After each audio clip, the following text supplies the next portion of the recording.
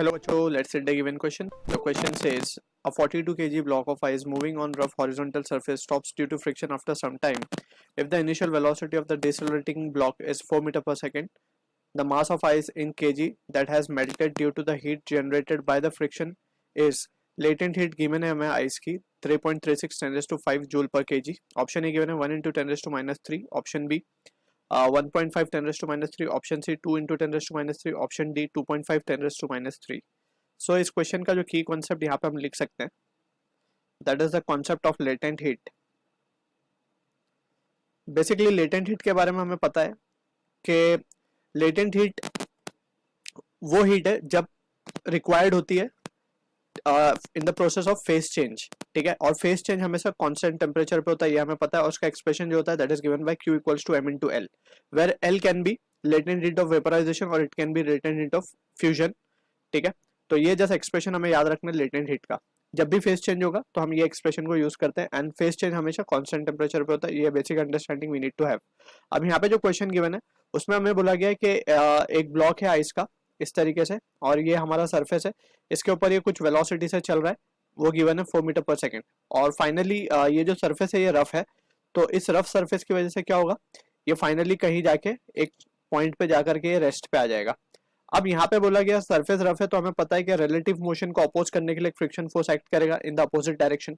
ठीक है, अब ये जो फ्रिक्शन फोर्स है, ये फ्रिक्शन फोर्स जो वर्क करेगा that work will be converted into the heat, और वही हीट की वजह से ये आइस क्या होगी, मेल्ट होगी. ठीक है ना, तो इस सिचुएशन को समझते हुए हम क्या लिख सकते हैं, W net that is work energy theorem लगा रहे हैं हम, चेंज इन काइनेटिक एनर्जी.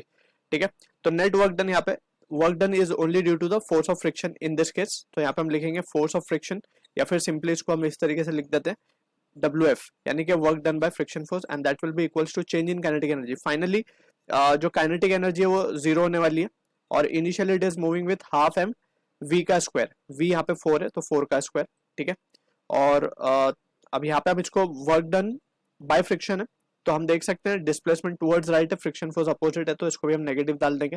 तो यहाँ से सिंपली WF की वैल्यू हमारे पास आ जाएगी, एंड यही WF क्या होगा, हीट के फॉर्म में कन्वर्ट होगा यही work done, and that will be equals to half into 42 into 16.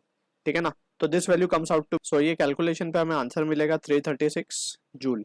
ठीक है, सो इतनी एनर्जी लूज हो रही है. अभी यही एनर्जी कौन एब्जॉर्ब कर लेगा, ये आइस एब्जॉर्ब कर लेगी और स्टार्ट हो जाएगी मेल्ट होना. तो हम यहाँ पे क्या लिख सकते हैं, finally we can write Q is equals to M into L, क्योंकि फेस चेंज हो रहा है, लिक्विड में कन्वर्ट हो रही है आइस, तो M into L. अब यहाँ पे Q तो हमें मिल गया 336, and that will be equals to mass of ice कितनी मेल्ट हो गई है वो हमें फाइंड करना है, और L हमें गिवन है 3.36. इसको इस तरीके से लिख सकते हैं हम. ठीक है, तो फाइनली जो आंसर आ रहा है हमारे पास वो देख सकते हैं हम, 1 into 10⁻³ kg. So this is the answer for the question we are getting, जो कि मैच हो रहा है हमारा ऑप्शन ए के साथ. So I hope you understood the solution. All the best.